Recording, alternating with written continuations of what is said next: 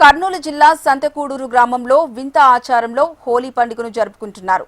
హోలీ పండుగ అంటే రంగులు చల్లుకోవడమే మనకు తెలుసు. కానీ అదే హోలీ పండుగను సనాతన ధర్మం వైపు నడిపిస్తూ చీరకట్టుతో సింగారించుకొని బంగారు ఆభరణాలు అలంకరించుకొని మగవాళ్లు మగువల వలె విచిత్ర వేషధారణతో హోలీ పండుగ నిర్వహిస్తారు ఆ గ్రామంలో.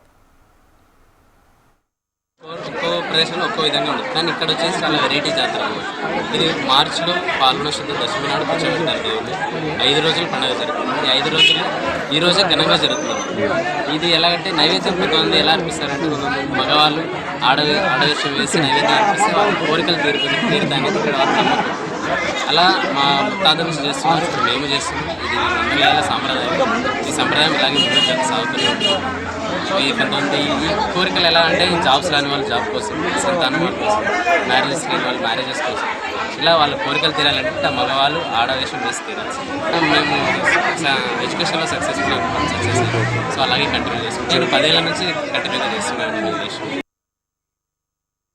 పిల్లలు జాబులకు కానీ పిల్లలు కానేది వాళ్ళకు పిల్లలు కావాలని ఆయనకు ప్రతి మనమతకు కోరుకొని మనము ఇలా మగవాళ్ళు ఆడవేలు ధరించుకొని కోరుకుంటాం.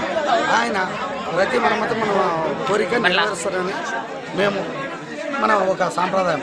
ఈ సాంప్రదాయం నడిపేదంటే తాత ముత్తాత నుంచే మన పెద్దలు మేము ఇలాగే పాటిస్తున్నాం.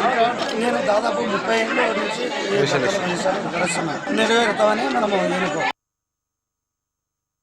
ఇప్పటికీ ఈ జనరేషన్, ఈ కంప్యూటర్ కాలంలో కూడా, ఈ 4G 5G 6G కాలంలో కూడా ప్రతి ఒక్కరు ఎంతో భక్తి శ్రద్ధతో, అంటే ఎవరో చెప్తే ఫోర్స్ చేస్తే వేయడం అని కాదు, వాళ్ళ భక్తి శ్రద్ధతో శారీ కట్టుకొని, అంటే ఆడవాళ్ళు ఎలా తయారవుతారో ఏదైనా ఫంక్షన్లో అట్లా నగలు శారీ